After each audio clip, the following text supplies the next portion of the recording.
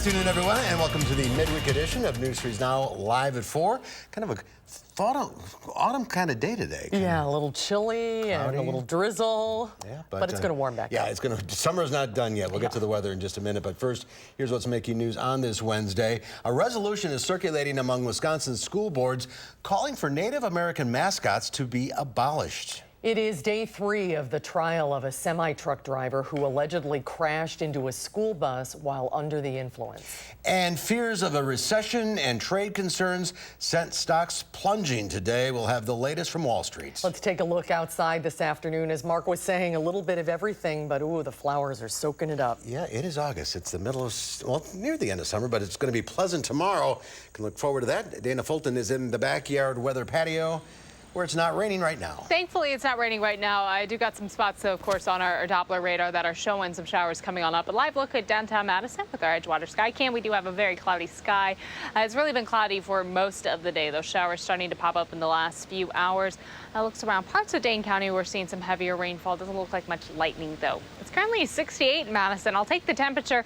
Dew points, though, are just a little high. We're at 72 in Monroe. Compared to this time yesterday, it's quite a drop, an 11-degree drop in Mineral Point, but those dew points again still holding on to the 60s for most of the area. Tomorrow will be much more pleasant outside, and we're planning on quite a bit more sunshine. Afternoon highs will stay just a little below average again in the mid-70s, but we are going to have some showers marching right back in by the weekend. And as you mentioned, the heat, of course, returning for us also. We are not done with the heat nor the humidity for the week, but we'll be looking at that in just a second. Right now, here's a look at our roads. The Beltline right at Park Street, the eastbound side starting to back up already. Traffic getting quite congested on the eastbound side of the Beltline. The westbound side, though, things do look okay at this time. Speeds are down to about 20 to 30 miles per hour on the eastbound side. No accidents to pinpoint, but if we're looking up towards Waunakee, things do look okay right now. And then 39 and 90, we are seeing some delays. For Janesville to the Beltline will take you 27 minutes. Sauk City to Middleton about 16, and then 18 minutes to get from Sun Prairie to downtown on this cloudy evening. We'll just keep an eye to the sky through the rest of the evening because there is a chance for a few more of these showers to pop on up for us, but we aren't expecting any severe weather for tonight. All right, we'll check back in a few minutes. Thank you, Dana. Thank you, Dana. We begin tonight at 4 with breaking news just into the Channel 3000 Alert Center. Police say there was a shooting on a busy area of State Street. Our Amy Reed is there now and joins us with the latest. Amy, what's going on? Yeah, this is on the 200 block of State Street, that second block down from the Capitol. Right now, police have it shut off while they're finishing things up here. What we know so far, there is a woman in the hospital. She was shot in the upper torso, but when police got on scene, she was talking, she was alert, and so right now they don't know if that's life-threatening or not. The man that shot her, he has been detained. Police are talking to him right now. Police, just a few minutes ago, they had a tow truck come in and pull the SUV out where the woman was shot. She was getting picked up. She gets in the car, and we don't know if it was accidental right now or not, but that's when she got shot. That SUV has now been pulled off scene, and right now police are just cleaning the area up. They're going to reopen this just in a little bit, but right now we don't know when. For now, we'll send it back to you. Avoid that area for now, but it should be reopened soon, as you say. Amy, thank you. Thank you, Amy. Dozens of schools across the state may have to change their Native American mascots if new statewide efforts succeed. Madison and Sun Prairie school districts have passed a resolution started in Wausau pushing for legislation that would force districts to retire Native American mascots. Madeline O'Neill is here to tell us what that could mean. Maddie? Well, according to this resolution, 31 of 421 public school districts in Wisconsin still use Native American mascots, symbols, images, or nicknames. That includes the Wisconsin Dells Chiefs, who have had that name for decades. But according to the district's administrator, it's a way to honor local history, and they work closely with the Ho-Chunk Nation to use the mascot in an appropriate manner. He says if the Ho-Chunk Nation were to come to him saying the mascot needed to change, the district would be open to that conversation. Because they are part of the fabric of our community, we're going to take that conversation on when they come to us. If there's anything that pops up in the meantime, we're certainly going to engage in that conversation. We want all of our students to be comfortable in our school district. The president of Wausau School Board, where the resolution began, is from the Ho-Chunk Nation herself and says Native American mascots reaffirm inaccurate Native American stereotypes and points to research showing they create an unwelcome learning environment. Just ends up resulting in negative self-esteem for Native students. And it also forces non-Native students to participate in culturally abusive behavior simply by attending those schools or attending sporting events where certain chants or certain actions occur.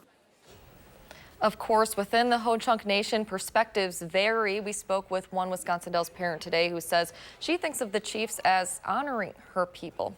The resolution is being sent to districts statewide, eventually to be presented to the Wisconsin Association of School Boards, asking them to support any legislation that would get rid of Native American mascots in the state. Now, for some, this seems like a simple decision. For others, it gets a little bit more complex. So we'll dive into that at 6, along with the schools in our area that would be affected by this. All right, we'll see you at 6. Thanks, Maddie.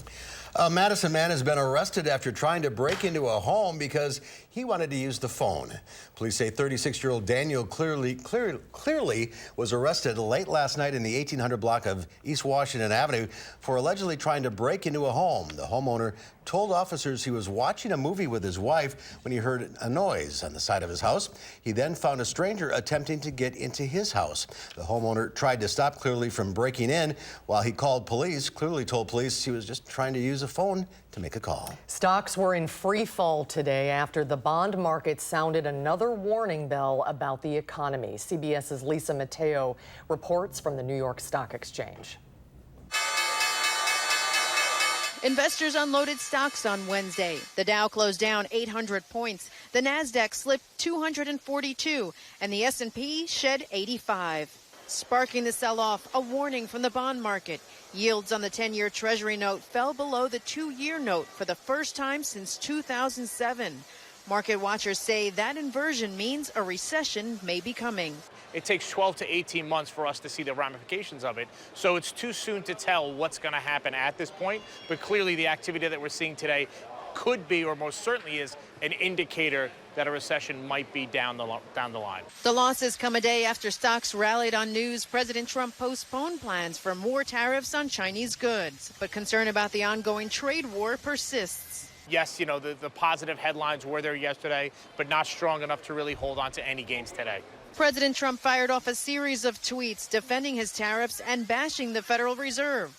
The president said the Fed was too slow to cut interest rates in July. Market analysts point out that it is August and trading volume is lighter, which makes any volatility seem more dramatic.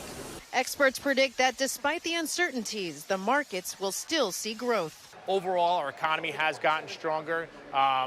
Sentiment has gotten stronger. Investors are advised to think long term and stick it out. Lisa Mateo, CBS News, Wall Street. Gold futures marked their highest finish since 2013. Gold is traditionally seen as a safe haven in turbulent times. More than 24 states and cities are challenging the Trump administration's decision to roll back restrictions on coal-burning power plants. New York's Attorney General is leading a coalition of more than 24 states and cities suing the Trump administration over the Environmental Protection Agency's rollback of restrictions on coal-burning power plants. President Trump, who campaigned on bringing back coal jobs, has been working to replace the Obama-era Clean Power Plan, which sets limits on carbon pollution at existing power plants. We will never allow ourselves to be at the mercy of foreign energy suppliers. The Trump administration is giving the coal industry more leeway. The purpose of the Clean Air Act is to put national limits on dangerous air pollution. Previous court action prevented President Obama's Clean Power Plan from going into effect. The EPA's own analysis predicts an additional 300 to 1,500 people will die each year by 2030 because of additional air pollution. Well, it's day 3 in the Columbia County trial of an Indiana truck driver accused of crashing into a school bus full of dozens of students. 5 students were seriously injured. Wayne Murphy now faces 46 counts, including 10 felonies. Eric Franke is here with more details about today's testimony. Eric? Now, Susan and Mark, that bus was on the side of the road after a mechanical issue full of those middle schoolers heading to the Dells for a field trip. Now, earlier this week, witnesses testified about Murphy's erratic driving, but was there something wrong with that truck itself that caused Murphy to drive that way? State Patrol Truck Inspector Sergeant Rich Kreischer says no after observing the semi-tractor after the crash and riding along on a test drive a month later after some minor repairs, where he says the truck performed as expected. There were violations found during the post-crash inspection of the truck. But none of the violations would have caused the tractor or trailer to deviate from its lane of travel. Now, Sergeant Kreischer also testified that an issue with an air hose was not detected before the incident, which he says indicates Murphy did a poor job of doing a pre-trip inspection on his vehicle. Looking at the baked goods in the back of the trailer, Kreischer could not say if it was a top-heavy load. We do still expect Murphy himself to testify yet this week. We expect him to talk about the load in the back of his trailer and how it affected him before that crash. The trial could wrap up by the end of the week. Mark and Susan? All right, thank you, Eric. Well, when we come back, it's a story that's almost hard to believe. But very inspiring. We'll hear about a Madison woman's journey, which led her to being crowned Miss Black USA. We'll welcome Takima Valentine when Live at 4 continues. You're watching News 3 Now, live at 4.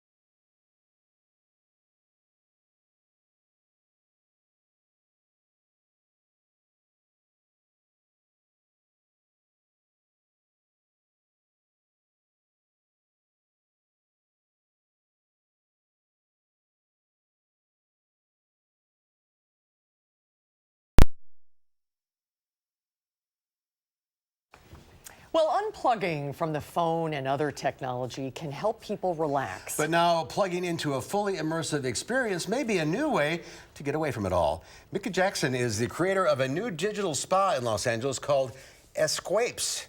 He originally made the VR environment to help him cope with his high-pressure job in corporate design, but soon Micah saw a business opportunity. Destinations include a tropical retreat or a beach at sunset. Customers can even visit Morocco at twilight. There are fans, heat lamps, and even aromatherapy timed out to the computer program. The company is hoping to expand, giving more people the ability to find the reboot they need. I think that's a brilliant idea. It is great. We could use that in the newsroom. The Miss Black USA competition is the first and oldest biggest pageant for women of color in the country. And this year it was awarded to Madison's very own Takima Ballantyne, and she's joining us now. Welcome, congratulations. Congratulations, Takima. Nice to see you. What an honor this is. Yes. So tell us the journey you took here. How did this all start? Well, I was looking for a different scholarship for school, and it came up. I've always wanted to participate in pageants, so I decided I would apply, and here I am now. So you went to the national pageant in Washington, D.C. I did. And is it true that you drove yourself to the pageant? I did, 13 hours. It took me 15 because I had to stop a few times, but yep. So there's not a big entourage for pageant contestants? Well, my partner and my best friend met me out there. They flew out, and my partner actually was able to drive back with me, so I had some family there. Oh, that's good. So That's good. there's no state competition here in Wisconsin, right? Nope. So you just applied? Yep, I applied. I submitted my grades, headshots, my community involvement, and went through a series of interviews, conference calls, and they called me back one night and said, "You won the state titles." I said, "All right, thanks." And then when you got to the national competition, what was that experience like? Oh man, it was overwhelming. I met so many beautiful women. When I say phenomenal women, they were all phenomenal, talented, smart, directors of hospitals. It was amazing. Yeah, it sort of dispels the myth that this is just a beauty pageant. It's about a lot more than that. Here you are, carrying the crown. So there's different categories you have to compete in? Yes, there's a fitness section, there's a personal interview, an on-stage question and answer, evening gown, and I'm forgetting one thing. Evening gown, fitness section, on-stage question and answer. Oh, talent. Well, so what was your question? Oh, my question was if I felt that racism would be embedded in our country forever. Oh, very interesting and very timely right now. Yes. My answer was no. However, I think it's important that we learn to coexist. I think a lot of times people find that, we don't get along, and so we fight, we argue, but it's important to understand that we have to share the world. And so until we understand that we have to coexist and we have to kind of compromise, then maybe it will be an issue, but I don't think that will be forever. Good answer. Yeah, that was a good answer. What are your career aspirations? Ultimately, I would like to be a nurse practitioner, and I want to specialize in pregnancy and early childhood development. And you're going to nursing school at MATC, I right? am, yes. So what are your duties now as Miss Black USA? To really just be a positive role model. As of right now, I have a couple of interviews. I'll be doing the North Portland Packers Back to School annual event. I grew up in Packers, so I feel like it's mandatory that I do that. But as of right now, my schedule's pretty light. So you'll be able to do it and do school at the same time? Because nursing is a pretty challenging curriculum. Oh yes, school is my first priority, so. And we have Madison teen on the screen, but you're not a teen. No, I am not a teen. I am not a teen. I'm 25. Just wanted to clear that up. Thank you. So when school starts again after Labor Day? Yep, I believe September 5th is when I go back. Are you going to wear the crown to class? I might wear it to my first class. I think you should. It's been so exciting. Everybody is so excited to celebrate with you. Why not? Yeah, wear your sash too. I might. I've upgraded. This one is bedazzled. My last one wasn't bedazzled, so I'm pretty excited about it. What was your family's reaction? Oh my gosh, my partner was shaking and screaming. You can't even watch the video because she drops the phone. Oh. So they're overjoyed. How did you feel? What was your reaction when you won? I couldn't believe it because, like I said, these women that I was up against are so talented. I really felt like it could have gone to anybody. So I was overwhelmed, thankful, and just appreciative. Well, welcome home. Thank you. Got in at 4 this morning, so we're going to let you go. I did. Maybe get some rest. Well, thank you. What a journey, though. How exciting. Yes. Thanks for being with us. Congratulations. Great to see you. Thank you. And we'll be right back.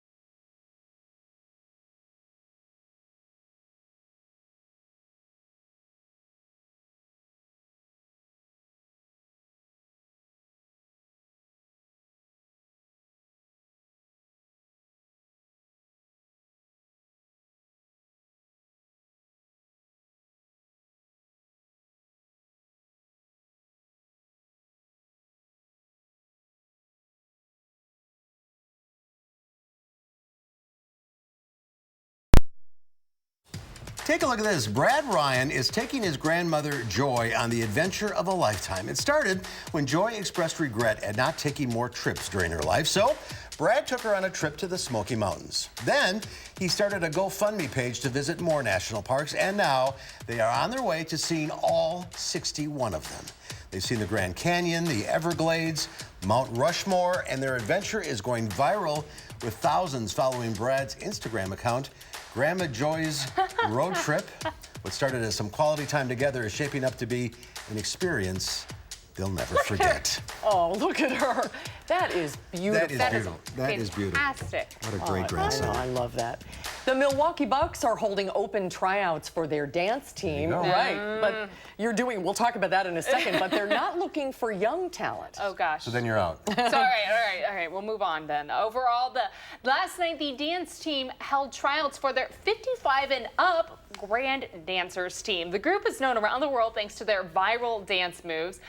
The Bucks describe them as a renowned group that are never too old to play and love to get their groove on. I love that. 55 and older. That's so great. Okay, so in a few decades, I'll be trying out. But the reason we mention that is that Dana is doing the Rumba for Rainbow. Yes. The annual dance competition. And it's going to be so much fun. I was just talking about it on social media, so you need to get tickets now because they're cheaper if you get them in advance, and I've heard that it gets just packed on out. So tickets are going to be $40. Again, there's a link online. Leah Lynchide, our morning anchor, is also going to be there, but it's a huge event. This is every year. The 14th annual event? Yeah, so every year it's massive, and I'm having so much fun. I just had my third dance practice, and it's hard, It is hard. What dance you doing? I'm doing salsa. Ooh. Salsa dance. So it is a Latin dance. My instructor has called it a very social dance. You want to tell a story. You want to have fun while you're dancing. So when is this? This is September 13th. It's Friday, September 13th. Doors open at 7. And the thing is, you're not just coming to watch us dance. There are going to be talented people from Chicago and New York City that It's are going to be. a great event. It's fantastic. And there's also an open dance from 7 to 7:30. So if you want to come and just have a little fun and dance too, I'm going to try to get my husband out at that point in time. I don't think he's going to be game for it. But if you're looking for a dance partner, I'll need someone to dance with from 7 to 7:30. All right. Okay. You knew South. Yes. Okay. All right. Now for the weather. Your other hobby. The other thing, thankfully, tomorrow's going to be so pleasant outside. We have sunshine coming, and temperatures are going to be wonderful in the afternoon. We just got to get rid of these clouds and shower chances first. We'll take a closer look at what's ahead for the rest of your work week and the weekend right after the break.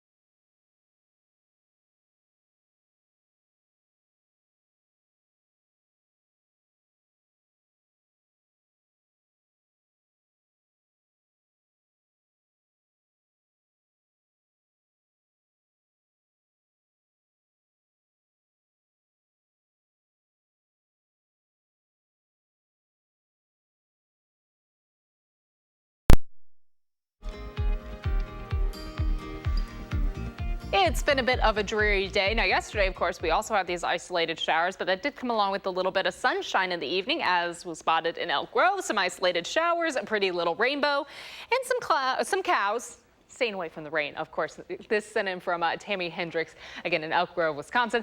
I love this photo. It includes pretty much all of my favorite things. Nice open grassland, a little bit of cow, and a little bit of rainbow also. If you have any pictures that you want to send on in, you can always send it to our tips email address through the app, Facebook, Twitter. Love getting pictures because unfortunately I was not in Elk Grove yesterday, so I didn't get to take this picture. Tammy Hendricks, thank you again for sending that on in. We do have some isolated showers right now. No lightning though, that's the good news. So no thunderstorms for us this evening. A very cloudy sky outside. In the last 24 hours, of course, we have picked up showers from the evening and a few this afternoon. Some isolated areas around Lone Rock and up towards Camp Douglas and around the Dells did pick up well over 1.5 inches. Some areas even getting close to 2 inches of rainfall in the last 24 hours. For the vast majority of the area, under a couple tenths of an inch. And of course, some areas have not seen any rainfall in the last 24 hours. That's the problem with these scattered showers. It's so hit or miss as to when the heavier rain may come on through and as far as whatever our accumulation totals might finally land at. Thankfully, nothing else really sliding in for us overnight. Just a really cloudy sky right now. Overall, our temperatures today have been staying well below average. I'm sure you've noticed how much cooler it is outside. 68 right now in Madison, but those dew points are also in the 60s. So even though it is cooler, it's just a little muggy out right now. 68 for Madison, about 76 in La Crosse and 70 in Dubuque. Those dew points in the 60s throughout southern Wisconsin, a little lower up to the north. We have this low pressure that's slowly dragging away. There's a few lingering showers behind it. That's what we're seeing right now. But once the rain gets through this evening, overnight, we really don't have much coming in and our high pressure starts to ridge in. It is going to give us a sunny day tomorrow. Very pleasant outside for Thursday. And then another opportunity for showers will start to march in by this weekend. It's also going to bring some heat and humidity for the weekend and next week. So tomorrow, enjoy the sunshine. For Friday, we're planning on some showers and thunderstorms building in overnight heading into Friday morning. Unfortunately, the rain coming through early in the day and then another chance for us later in the afternoon and then another chance for some showers and thunderstorms for late Saturday and into Sunday. Overnight temperatures will drop a little more than where we're at this morning. They'll be in the upper 50s for our overnight lows thanks to that breeze coming from the north. Afternoon highs staying in the mid 70s with a mostly sunny sky. Again, really a pleasant day. The chance for showers and thunderstorms Thursday night heading into Friday morning. We may have a few lingering showers early in the morning on Friday, especially on the eastern edge of the state. So keep that in mind for your Friday morning commute. And then in the afternoon, some clouds and a slight chance for a few isolated showers. As our skies steadily clear, it's going to take a while. It won't be until early in the morning. Our temperatures will drop overnight, but we'll still hold on to the 60s for quite some time before we finally fall into the upper 50s for our overnight lows. A mostly cloudy sky for most of the night, but will steadily become partly cloudy by early on Thursday morning. It's going to be cooler outside to start the day, but in the afternoon should be quite pleasant outside with a partly sunny sky. We're looking at those highs in the mid 70s, so that is below average for the middle of August. But if you were hoping for a little bit of a warm up, I do have some good news. The heat certainly returns. We're in the low 80s for the weekend. Chance for some rain, showers, and thunderstorms late in the day or at night on Saturday. Another chance for showers for Sunday. And then we will get a little bit of sunshine there on Monday, but notice the chance for showers and thunderstorms builds on in again at night. Temperatures will be in the mid to low 80s, stretching through the weekend and into next week. So we have quite a little heat wave there before it seems like we're going to get a break into the following weekend. But we got a little bit of time before we get back into the 70s for our afternoon highs. So plan on another little blast of summer for next week, and then maybe I can start getting my hopes up for fall. Sorry. I love fall. I love fall too. I do. It's my favorite season. I think tomorrow is going to be really nice, just having the sunshine and being in the mid 70s. But of course, you know, we savor the summer days when we get the warmer air coming through. It's just that humidity that's going to come along with it for next week. That's a little undesirable. No. All right, Dana. Thank you. Thanks, Dana. Well, this summer, CBS News is exploring places that make our country wonderful, from majestic natural landscapes to spectacular creations. Today, they take you to a Tennessee cave for a tour of the largest underground lake in America. Chip Reed went 150 feet below ground to check it out. Deep in the foothills of the Smoky Mountains, about 50 miles south of Knoxville, sits an American wonder 140 feet below ground. Inside, a narrow tunnel leads to an intricate cave system drenched in history. Cherokee Indians used it as a shelter in the 1820s. This is actually authentic writing from the Civil War. And during the Civil War, Confederate soldiers used the cave's minerals to make gunpowder. So you remember this from your childhood? Yes, I was actually 6 years old the first time I came down here with my grandmother and my older brother. Tour guide Savannah Dalton is part of that rich history. Her grandmother and great-aunt played down here as children. We're actually making our way towards the lake room. That cave system leads to the main tourist attraction, the lake. The lake was discovered by Ben Sands, a 13-year-old boy who had actually crawled through a tunnel that was the size of a bicycle tire for 40 feet before he dropped down into the lake itself and actually waded out into about knee-deep water. It was, of course, a lot smaller when he came through, but we've blasted it out since. Here it is, everyone. Because of his discovery, the Lost Sea Adventure now sees about 150,000 tourists a year from all over the world. Did you have fun? High fives all around. A boat ferries visitors across the clear water. Bon voyage. Where you can dip your fingers in the cold lake. Feel that 56-degree water. Yeah, it is chilly. And watch rainbow trout swim by. How many fish do you have in here? Close to 300, all rainbow trout. So they're down here long enough that they do lose a small portion of both their eyesight and their color. So the lighting, of course, it's not natural sunlight, so they can't really maintain that pigment. The water is at least 70 feet deep and covers 4.5 acres. What are those white streaks over there? This is a formation known as drapery, and it's actually where water is leaching the iron out of the rock, and then it'll hang down and form what we see there. A lot of people also call it cave bacon. Any idea how long a piece of cave bacon like that has been forming? Oh, probably hundreds, if not thousands of years. Wow, that's a long time to wait for bacon. Dalton says she enjoys her job just as much today as when she started more than 7 years ago. What's the best part of what you do? So there's a rich history here, and it's something that you don't get to see every day. So just seeing the awe and the wonder in people's faces when they come in and see this for the first time, it's pretty amazing.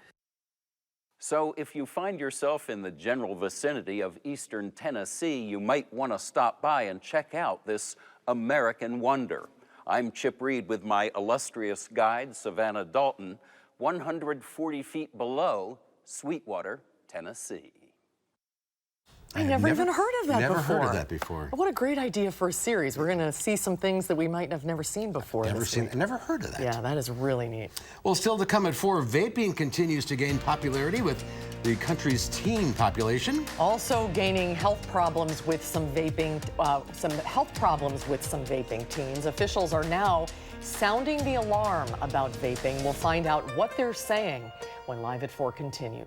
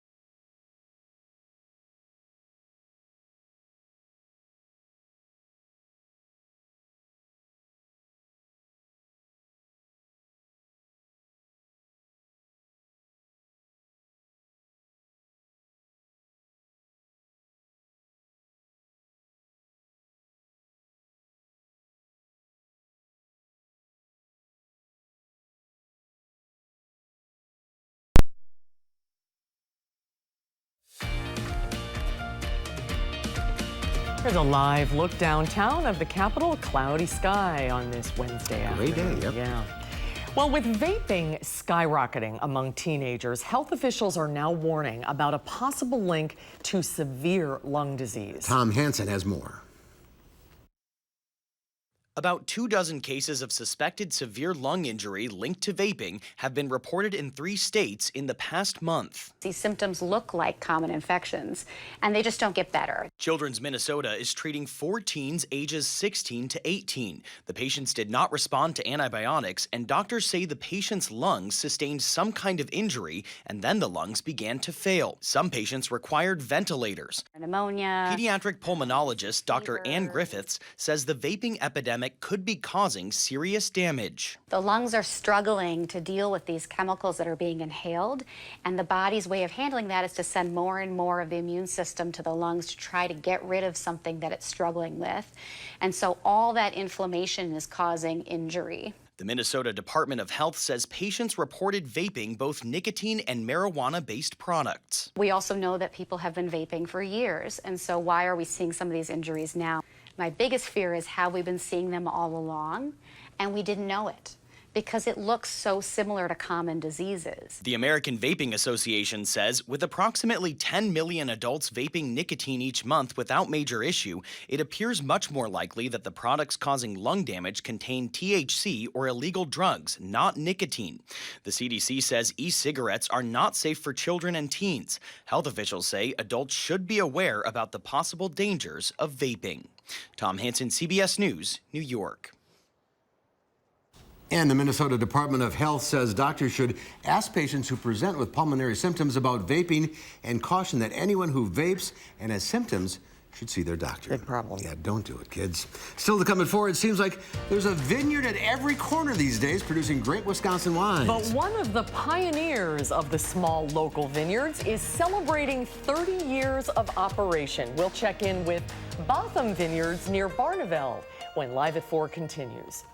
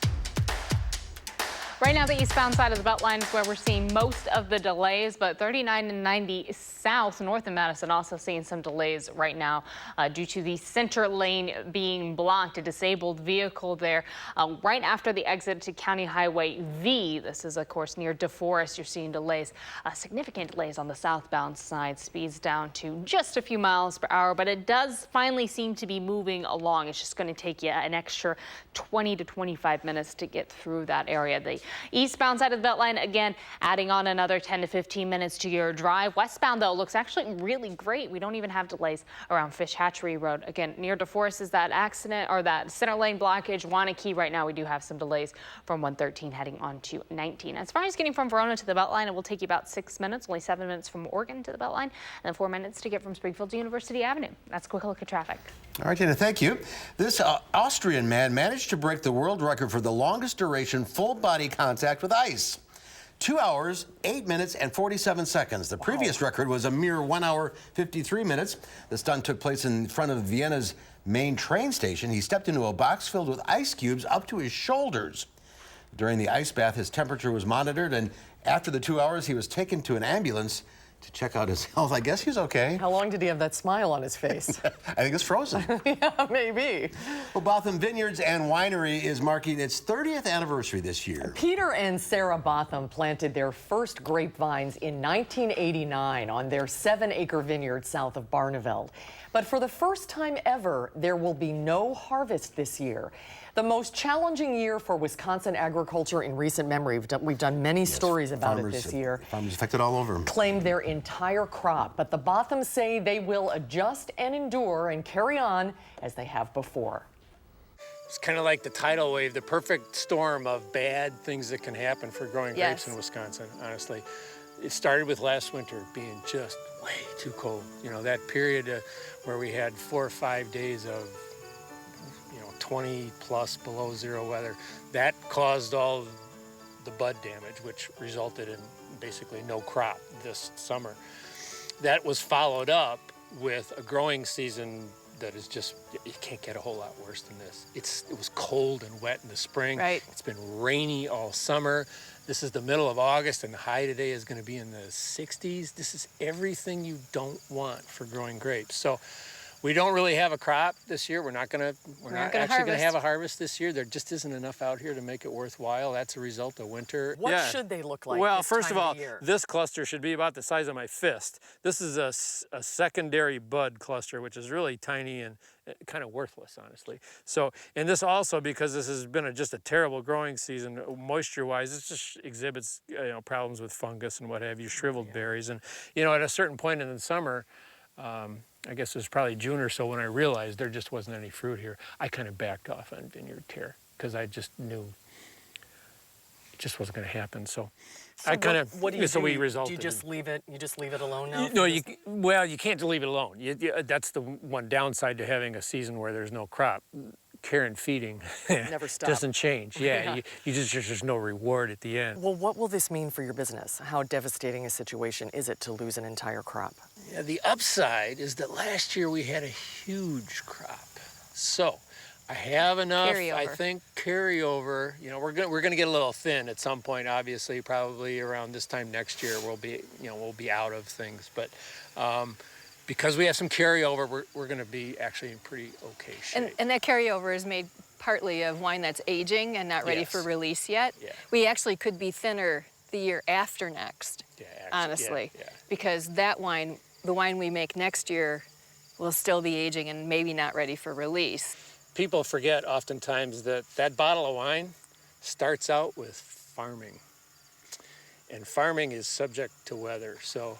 People see grape growing as this very romantic, oh, you live at a vineyard and you grow grapes and it's beautiful, and it is all of those things, but the bottom line is it's farming, and that's a lot of hard work. But you guys have gotten creative and you've sort of diversified your business a little bit and made it a tourist attraction. Yes. Yeah, you kind of have to. It's tough just to sell a product. You have to keep people coming back and engage them, and you have to really, that's Sarah's side of the business. I make the product, she's the one that gets people here to buy it. There is a little piece of something very special in Wisconsin where you can come with a family, come with friends, come alone, and learn about Wisconsin wine, learn about how grapes are grown, have an extraordinary tasting experience, throw a party. We have event spaces.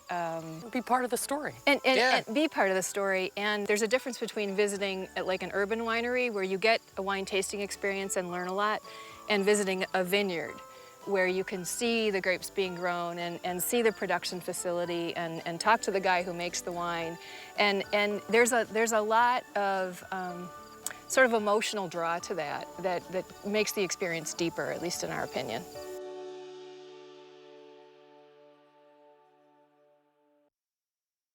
It is such a beautiful place and worth the drive. The tasting room, by the way, is open Wednesday through Sunday from 10 to 5 through December 24th, and then it'll close and reopen again the first weekend in March.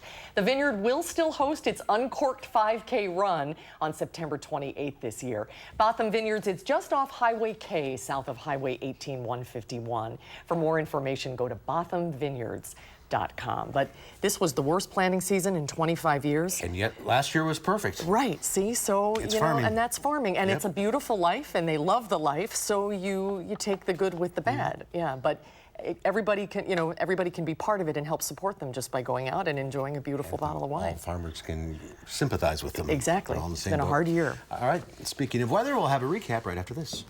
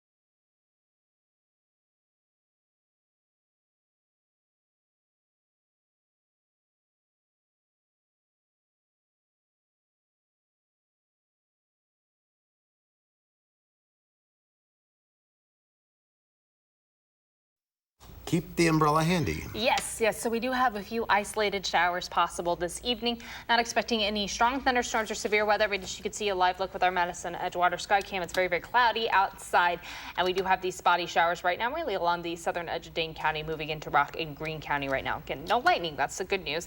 It's quite a bit cooler outside compared to this time yesterday. 68 in Lone Rock and in Madison. Dew points, though, are still in the 60s. Tomorrow is really the pleasant day for this week with sunshine coming back into the forecast, but we're going to be hot and humid by the weekend, and looking ahead to next week, that hot and humid trend just continues for us. So enjoy Thursday. Yeah, I want to open the windows, but it's so humid. It's so humid. Oh, it's almost not worth it because your AC is just going to have to kick back on to handle the humidity. All right. Thank you, Dana. Thanks, Dana. Tomorrow here live before Think positive. We'll find out what's happening in the 608 this weekend. And nutritionist Donna Weihoffen will be here with some great peach recipes as the tasty fruit is in peak season right now. That's coming up tomorrow on Live at 4.